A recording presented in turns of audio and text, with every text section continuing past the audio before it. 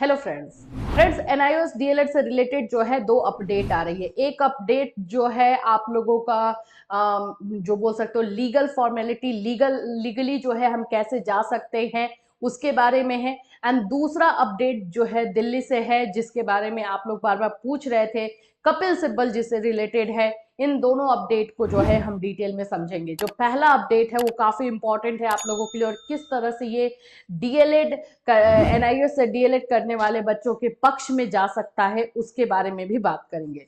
So friends, channel पर पहली बार visit करो तो चैनल को सब्सक्राइब कर लेना। यहाँ पर आप लोगों को एनआईएस डीएलएड से रिलेटेड हर इंफॉर्मेशन जो आप लोगों के लिए जरूरी है दी जाती है।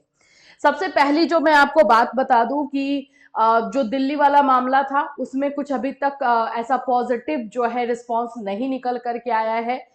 एजुकेशन मिनिस्टर से मुलाकात नहीं हो पाई है। कपिल सिब्बल जी को अप्रोच किया जा रहा है कि उनको जो है हायर किया जाए इस केस में।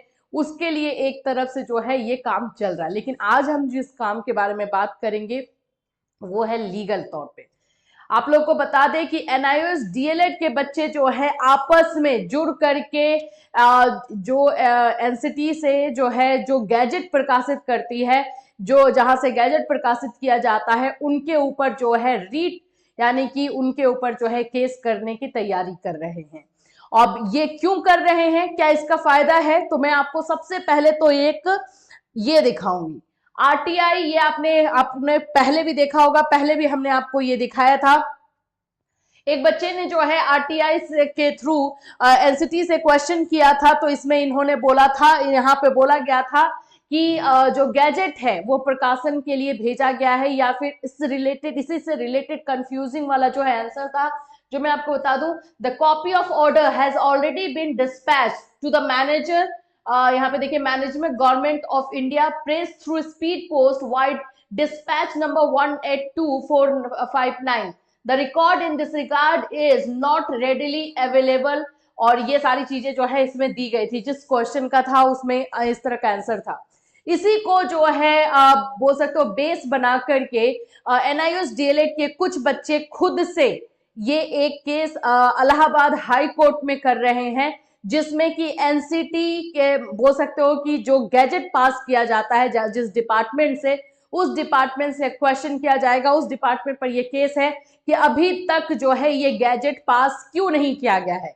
एनआईओएस से डीएलएड करने वाले बच्चों का जब रिकॉग्निशन लेटर दिया गया और आरटीआई से पूछने पर आप इस तरह का जो है जवाब दे रहे हैं, तो अभी तक आपने गैजेट को प्रकाशित क्यों नहीं किया है। इसी से रिलेटेड ये याचिका दायर करने वाले हैं ये लोग इलाहाबाद हाई कोर्ट में। अब आप लोग का दो तीन क्वेश्चन हो सकता है, पहला कि ये कब होगा। तो ये केस जो है अभी, क्योंकि आप जान रहे हो कि विंटर वेकेशन चल रहा है, तो जिसकी वजह से छुट्टियां हैं, तो 2 तारीख से यानी 2 जनवरी 2024 को इन लोगों ने प्लानिंग की है कि ये केस जाकर के इलाहाबाद हाई कोर्ट में जो है डालेंगे, और इसमें जो है डायरेक्टली गैजेट से ही रिलेटेड जो है बात होगी, गैजेट के बारे में ही बात होगी। तो ये चीजें आप लोगों के लिए पक्ष में कितना जा सकता है उसके बारे में बात करते हैं। देखो, सब कुछ खेल तो अभी जितना खेल है वो गैजेट का है, ठीक है। उसके बाद का प्रोसेस जो लोग बोल रहे हैं सो अलग हो सकता है, लेकिन पहला मुद्दा तो हम भी जानते हैं कि भाई गैजेट का है, कि रिकॉग्निशन लेटर को जो है शामिल किया जाए गैजेट में, या फिर आप जो है गैजेट अलग से निकाले, जो कि एनआईओएस से डीएलएड करने वाले बच्चों के बारे में आप बात करें और उनको जो है पूरी तरीके से कंप्लीट अर्हता जो बोलते हैं वो आप दे। सिंपल तो यही अभी हम डिमांड कर रहे हैं, और तो हम कुछ डिमांड नहीं करें। तो यही मेन बात जो है वहां पे इलाहाबाद हाई कोर्ट में जो है इसी चीज को मुद्दा बना करके रखा जाएगा। तो ये क्लियर कट इसमें जो भी चीजें होंगी गैजेट को लेकर के बात होगा, एकदम क्लियर होगा कि गैजेट का क्या है, कब होने वाला है, किस तरह से होगा, ये सारी चीजें क्लियर की जाएंगी। तो मेरे ख्याल से जितना कि अभी मुझे बात हुई है और जितना मुझे पता चला, मुझे ऐसा लग रहा है कि ये इंपॉर्टेंट एक जा सकता है। इसमें हम रिव्यू करने के लिए नहीं बोल रहे सुप्रीम कोर्ट के फैसले को, इसमें हम जो है सुप्रीम कोर्ट के फैसले के अगेंस्ट भी नहीं जा रहे हैं। तो ये एक अलग जो है मुद्दा है और जिसपे हम बात कर रहे हैं। तो ये एक फायदेमंद हो सकता है अगर सही तरीके से इसमें काम किया जाए तो।